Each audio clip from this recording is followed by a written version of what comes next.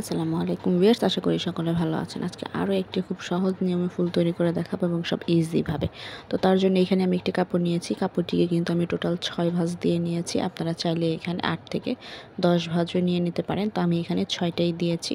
তো 6টা দেওয়ার পর আমি এখানে রাউন্ড একটি ঢাকনা নিয়েছি, যার লম্বা হবে 3 ইঞ্চি। তো ঢাকনাটি কাপড়ের উপর রেখে এবার আমি ভালোভাবে রাউন্ড করে একটি মার্ক করে নিচ্ছি। তো রাউন্ড করে মার্ক করে নেওয়ার পর কিন্তু এখানে সুন্দর করে আমি কেটে নিচ্ছি। কাটার সময় অবশ্যই একটু খেয়াল রাখবেন প্রত্যেকটি কাপড় যাতে সমান হয়, আর যদি সমান না হয় তাহলে টিপস ফলো করতে পারেন। মাঝখানে একটি পিন দিয়ে কাপড়টিকে সেট করে নিয়ে দেন আপনারা কিন্তু কাপড়টি কেটে নেবেন। তো আমি এখানে কিন্তু সম্পূর্ণ কাপড় রাউন্ডভাবে কেটে নিয়েছি।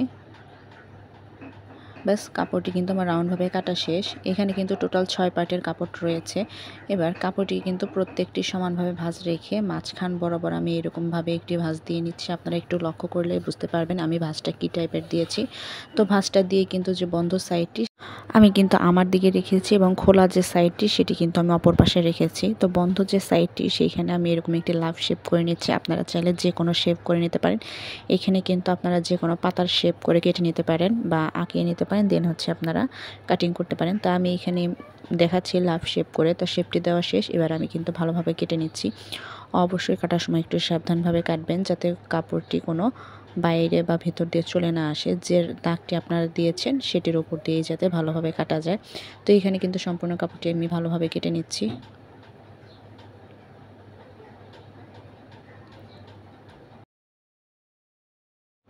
ব্যাস, কাপড়টি কিন্তু আমার কাটা শেষ। তো আমি এখানে যেহেতু লাভ শেপ দিয়েছি, কাপড়টিকে কিন্তু আমি এবার মেলে দেখাচ্ছি কাপড়টির শেপটি কীরকম এসেছে। তো আপনারা দেখতেই পাচ্ছেন কাপড়টি কিন্তু সম্পূর্ণ একটি লাভ শেপ এসেছে। তো কাপড়টিকে আমি এবার প্রথম কাপড়টিকে মাঝখান বরাবর একটি ভাঁজ দিয়ে নিচ্ছি। তো মাঝখান বরাবর ভাঁজ দেওয়ার পর যে বন্ধ সাইডটি, সেমভাবে বন্ধ সাইডটি কিন্তু আমি আমার দিকে রেখেছি, আর খোলা সাইডটি কিন্তু অপর পাশে রেখেছি এবং বন্ধ সাইড থেকে এবার আমি সেলাই করে নিচ্ছি। সেলাইটা কতটুকু দিতে হবে আপনারা একটু ভালোভাবে খেয়াল করবেন। সেলাইটা কিন্তু আমি পুরো কাপড়ে দিচ্ছি না, সেলাইটা কিন্তু আমি কাপড়ের হাফ সেলাই দেব। তো কাপড়টিকে সেলাই দেওয়ার পর অবশ্যই এখানে টেনে আমি কাপড়টি সোজা করে দিচ্ছি, যাতে কোনো ভাঁজ বা গিট না পড়ে। তো সেমভাবে অপর যে কাপড়টি সেটিকেও আমি মাঝখান বরাবর রেখে বন্ধ সাইডটি আমার দিকে রেখেছি এবং খোলা সাইডটি কিন্তু অপর পাশে রেখেছি। তো বন্ধ সাইড থেকে কিন্তু সেলাইটা শুরু করে আমি অর্ধেক কাপড়ে সেলাইটি করে নিচ্ছি।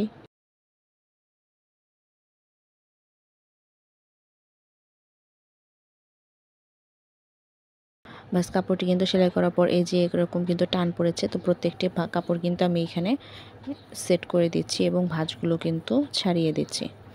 তো এক এক করে প্রত্যেকটি কাপড় কিন্তু আমি সেলাই করে নিচ্ছি। তো এখানে সবগুলো কাপড় সেলাই করার পর সুতো ধরে কিন্তু আমি এখান থেকে টান দিয়ে নিচ্ছি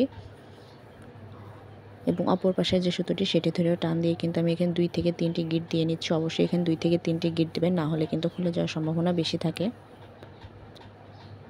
এবার বাড়তি যে সুতোর অংশটুকু সেটুকু আমি কেটে দিচ্ছি। খুব সহজ নিয়মে কিন্তু ফুলটি তৈরি করে দেখালাম এবং আমি চেষ্টা করি সবসময় সহজ নিয়মেই ফুলগুলো তৈরি করার জন্য। আর ভিডিওটি যদি ভালো লেগে থাকে অবশ্যই একটি লাইক, কমেন্টস অ্যান্ড শেয়ার করবেন। আর ইউটিউব থেকে দেখে থাকলে অবশ্যই একটি সাবস্ক্রাইব করবেন।